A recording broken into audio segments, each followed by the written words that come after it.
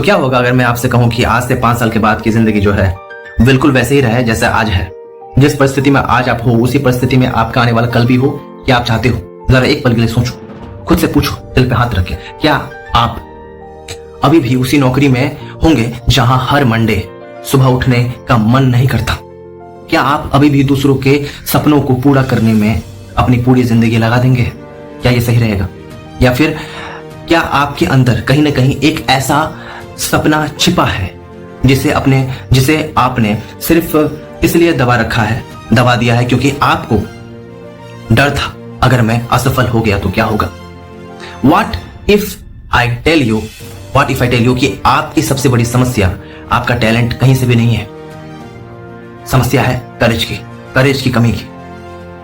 सही सवाल पूछती है कैरियर करेज, है ना? कैरियर करेज सही सवाल पूछती है। किताब हमें सिखाती है कि सफल कैरियर सिर्फ डिग्री, स्किल्स या लक से नहीं बनता, बल्कि सही फैसले लेने से, साहस रखने से, करेज रखने से बनता है।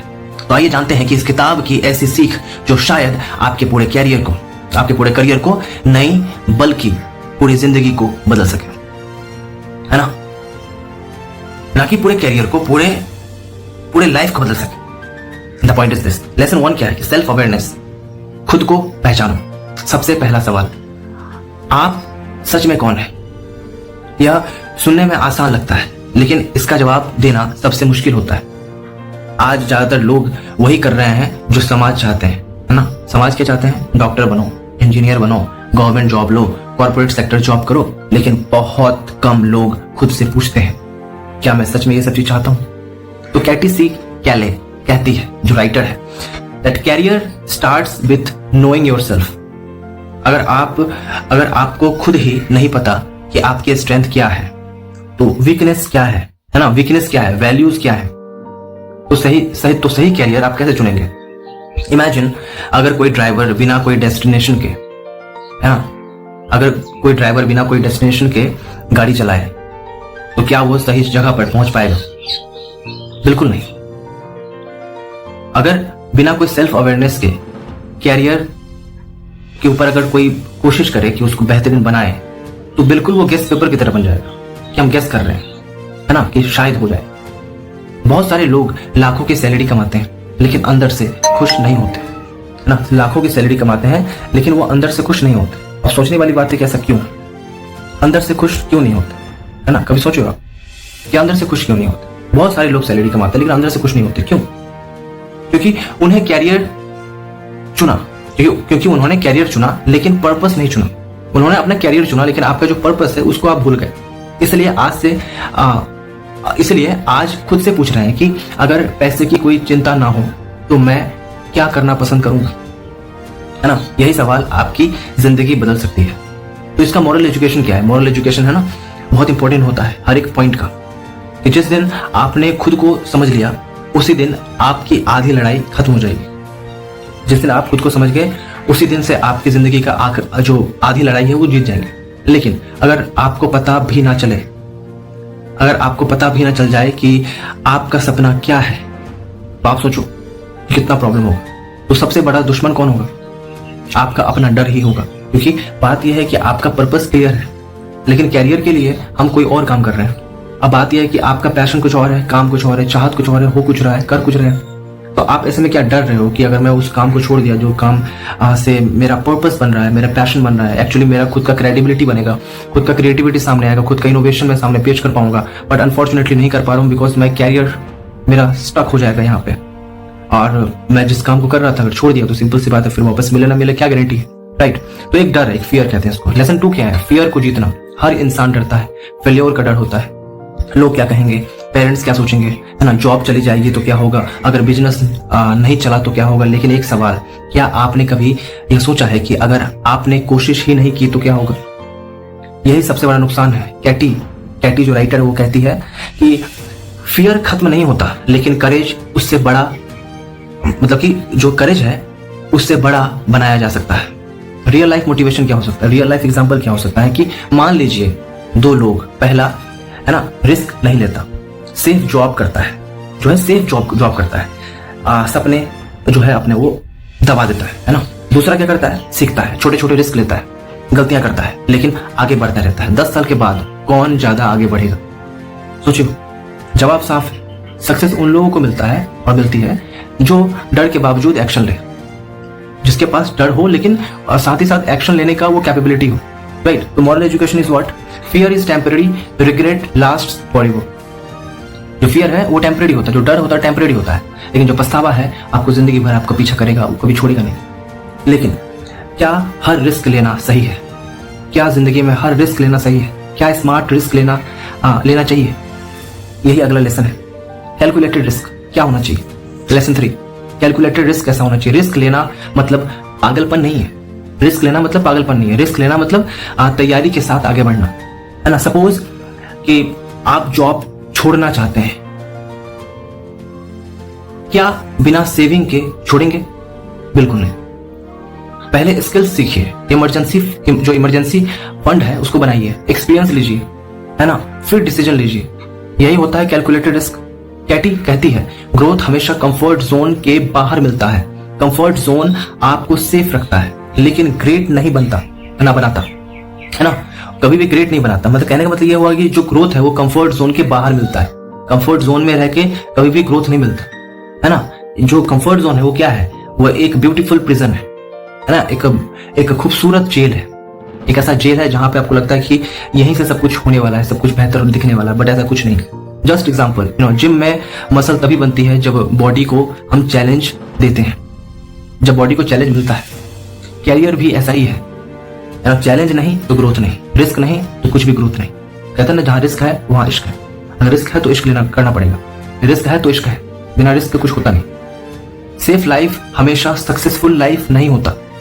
जो सेफ लाइफ होता है ना वो कभी भी सक्सेसफुल लाइफ नहीं होता, राइट? अब सवाल ये है कि अगर आपके पास टैलेंट है तो क्या सिर्फ टैलेंट काफी है? बिल्कुल नहीं। आपको बोलना भी नहीं आना चाहिए, क्या ये सही है? बिल्कुल नहीं, गलत है। लेसन 4 क्या है? Speak your point of view. Speak your point of view कहने का मतलब था स्पीक योर POV। बहुत लोग इंटेलिजेंट होते हैं, बहुत लोग साइलेंट रहते हैं। मीटिंग में आइडिया होता है लेकिन बोलते नहीं है। इंटरव्यू में नॉलेज होता है लेकिन कॉन्फिडेंस नहीं होता। याद रखिए, अगर आपकी आवाज नहीं सुनी जाएगी तो आपकी वैल्यू भी कम हो जाएगा। रिस्पेक्ट सिर्फ मेहनत से नहीं, कम्युनिकेशन से भी बिल्ड होता है।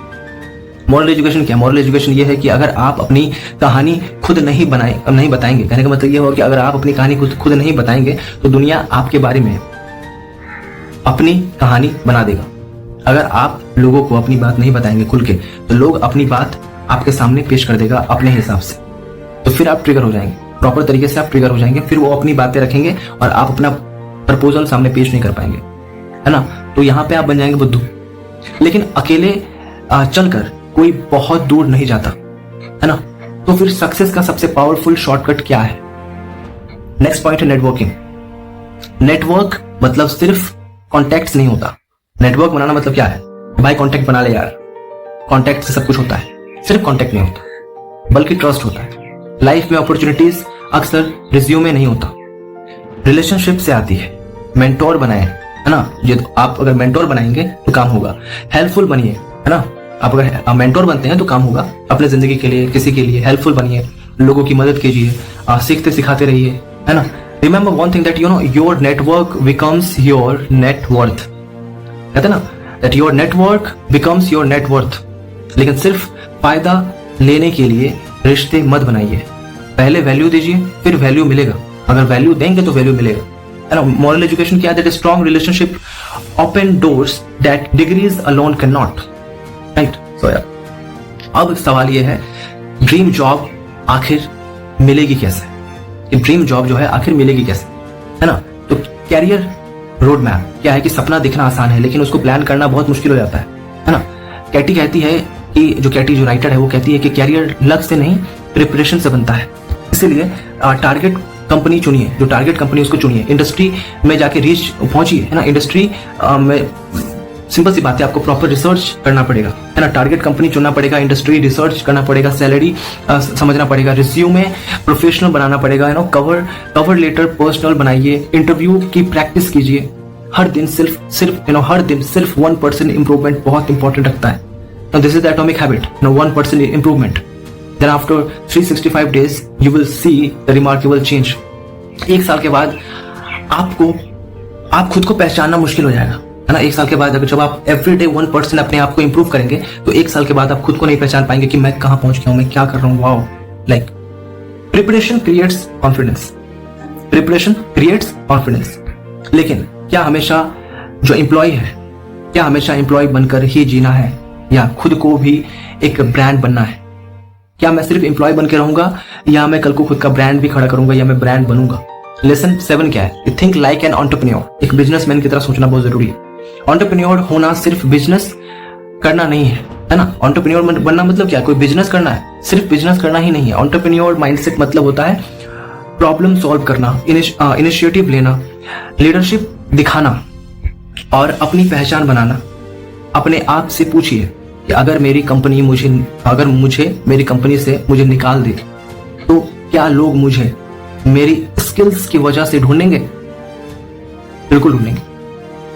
अगर जवाब नहीं आता है, तो अभी से अपना पर्सनल ब्रांड है बनाना शुरू कर दीजिए। जॉब आपकी इनकम बनाती है, स्किल आपकी आइडेंटिफिकेशन बनाती है। जॉब होता है ना, वो इनकम सोर्स होता है, लेकिन स्किल जो होता है वो आपकी आइडेंटिटी है, वो आपकी अपनी पहचान है, अपना एक इंडिविजुअलिटी है, राइट।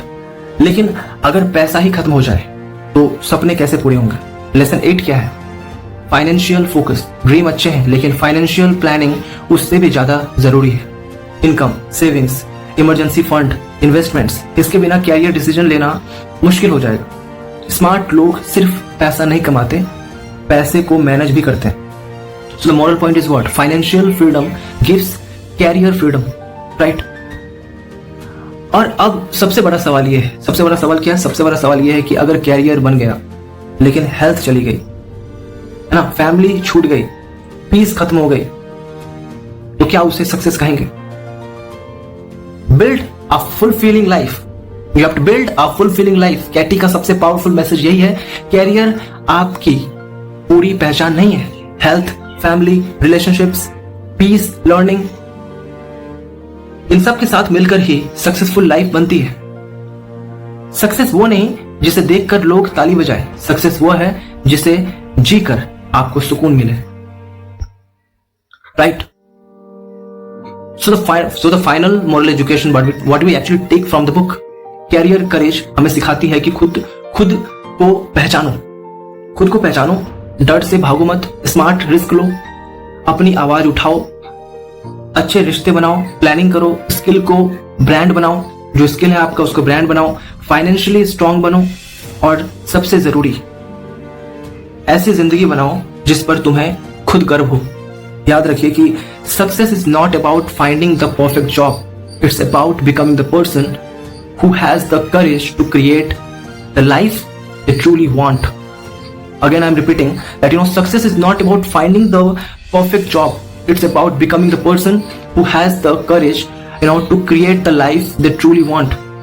अगर आज भी आप अपने सपनों को सिर्फ इसलिए टाल रहे हैं क्योंकि आपको डर लगता है, तो एक बात हमेशा याद रखिए, जिंदगी बदलने के लिए कभी कभी सिर्फ एक कदम नहीं बल्कि एक साहसी फैसला ही काफी होता है। That career courage, एक साहसी फैसला ही जरूरी होता है, राइट। तो ये था एक किताब जिसका नाम है कैरियर करेज बाय कैटी सी कैली। आशा है पसंद आया होगा। मैंने पूरा का पूरा समरी को प्रॉपर तरीके से सामने पेश कर दिया है। इस किताब को अगर आप पढ़ना चाहें तो बिल्कुल पढ़ सकते हैं। अगर आप इस किताब को पढ़ने का मन नहीं है, आपको सुनने का मन है, देखने का मन है, तो ये वीडियो काफी होगा, क्योंकि सीखने वाले लोग जो है ना, ये 17-18 मिनट के वीडियो को देख के भी सीख सकते हैं, ठीक है। ये 12 मिनट, 15 मिनट, 16 मिनट, जितने भी लंबे वीडियोस हैं भाई, है ना, उसको भी देख के लोग सीख सकते हैं, और वही चीज ही काम आता है। हम लोग जो है की पॉइंट्स को ही अपने दिमाग में रखते हैं, पूरा किताब में जो लिखा है वो चीज को दिमाग में नहीं रखते। जो की पॉइंट्स है जिससे हम सीखते हैं, जिसको हम अपने जिंदगी में यूटिलाइज करते हैं, इंप्लीमेंट करते हैं, एग्जीक्यूट करते हैं, मैंने उन तमाम की पॉइंट्स को ही सामने पेश किया है। तो मुझे नहीं लगता कि आपको कोई दिक्कत होना चाहिए। इसको अगर आप 1-2 बार सुन लोगे तो मुझे लगता है ये इनफ है। So take care yourself and take care your family as well, और please connect and stay tuned with my channel.